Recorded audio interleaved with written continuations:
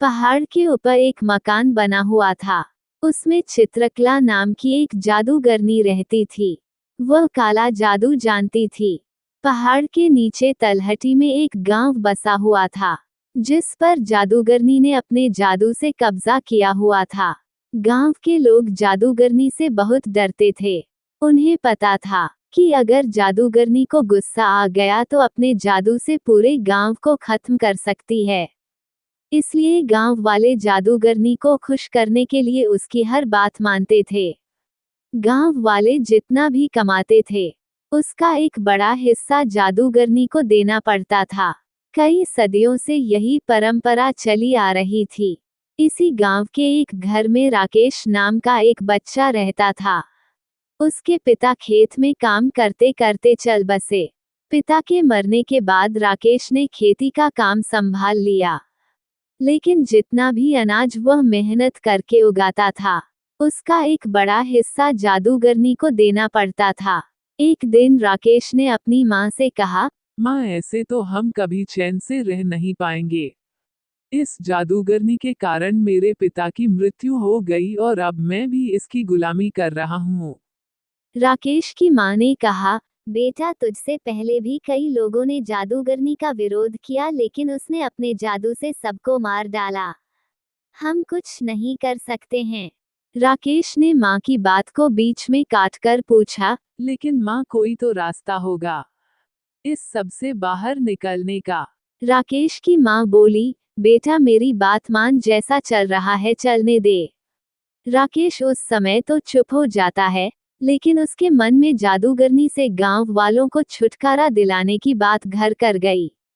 राकेश अगले दिन से अपने खेत पर काम करने जाने लगा, लेकिन उसका मन काम से ज्यादा जादूगरनी में लगा हुआ था।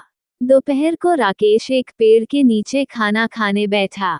वहीं उसके बराबर के खेत के दीनानंद चाचा भी खाना खा रहे थे। दीनानंद चाचा से राकेश ने अपने मन की बात कही।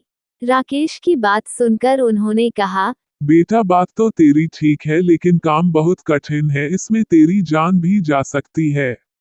राकेश बोला, चाचा, अगर गांव वालों को बचाने में मेरी जान भी चली गई तो मुझे खुशी होगी। आप कोई तरीका बताओ। तब दीनानंद चाचा ने कहा, आज से कई साल पहले गांव में एक किसान ने जादूगरनी को मारने की कोशिश की थी, लेकिन जादूगरनी को पता लग गया। फिर जादूगरनी ने उससे बदला लेने के लिए उसका सब कुछ छीन लिया और वह उसे मारने की तैयारी कर रही थी, लेकिन वह पहले ही गांव छोड़कर भाग गया। तुम उससे मिलो, उसका नाम गोपाल है। वह पास ही के एक गांव में रहता है, लेकिन वह किसी से मिलता नहीं है। लेकिन क्यों चाचा? बेटा, उसे डर है कि कहीं जादूगरनी ने उसे मारने के लिए न भेजा हो।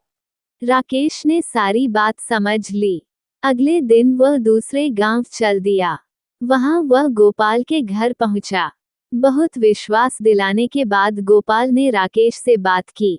गोपाल ने कहा, मैंने एक बार रात को जादूगरनी के महल में जाकर उसका गला दबाया, जिससे वह सोते सोते मर जाए।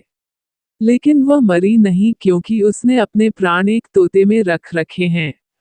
राकेश को बहुत आश्चर्य हुआ। उसने पूछा, लेकिन ऐसा क्यों चाचा? गोपाल ने आगे बताना शुरू किया। बात यह है कि जादूगरनी हमेशा जवान और खूबसूरत बने रहना चाहती है, लेकिन उसका जादू अपने ऊपर नहीं चलता। इसलिए उसने उस तोते को पाल रखा है, उसे जादू से जवान बना रखा है।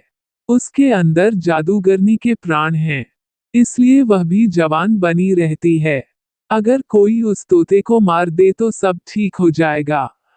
राकेश गोपाल से विदा लेकर अपने गांव वापस आ जाता है। रात होते ही वह चुपचाप जादूगरनी के महल में पहुंच जाता है। वहां देखता है कि जादूगरनी सो रही है और उसके पास ही मेज पर एक पिंजरा था, जिसमें वह तोता था। राकेश तोते को हरी मिर्च खाने को देता है। तोता बहुत खुश हो जाता है।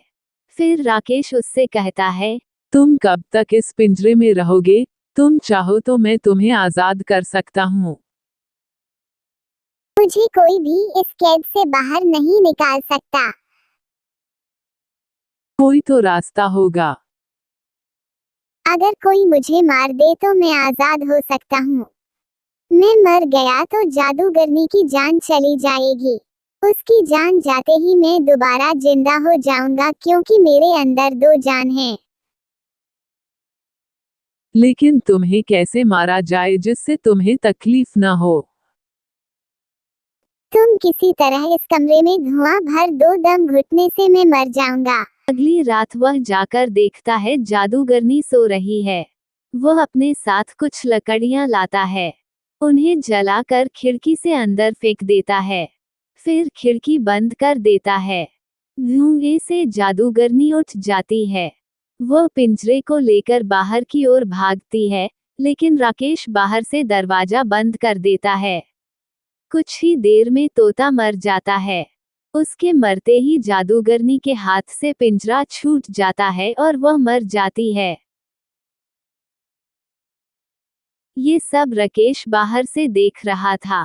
जादूगरनी के मरते ही वह खिड़की खोलकर अंदर जाता है और पिंजरे को बाहर ले आता है। कुछ ही देर में तोता जिंदा हो जाता है। इस तरह राकेश की हिम्मत और सूझबूझ से गांव वालों को जादूगरनी से छुट्टी मिल जाती है।